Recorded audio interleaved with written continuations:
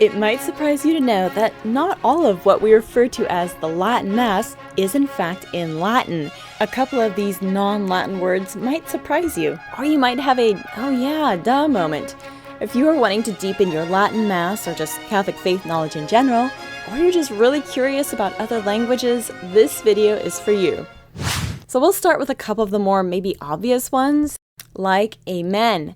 Amen is a Hebrew word that means truly or certainly, and it's commonly translated as so be it. According to Pope Benedict XIV, it denotes assent to a belief or truth, like when we say it after the Nicene Creed in the Mass. The next sort of more common word is Alleluia. This word is also taken from the Hebrew language, and it means praise God. In our Catholic liturgy, it is used as an expression of joy or thanksgiving. The next word is Sabaoth, and this is my favorite Hebrew word that we use at Mass. It is found in the Sanctus, or the Holy, Holy, Holy prayer. It is commonly translated as hosts or armies. So the Latin Hebrew line Sanctus, Sanctus, Sanctus, Dominus Deus Sabaoth is translated into English as Holy, Holy, Holy, Lord God of hosts. However, it kind of has a weightier significance than what we English speakers might perceive.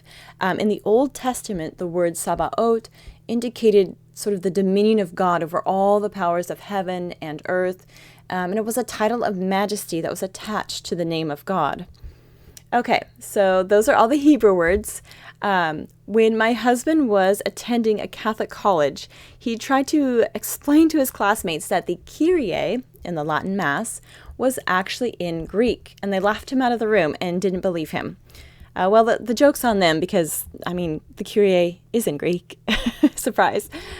So we have 3 words total that are in the Kyrie, even though it's 9 lines long.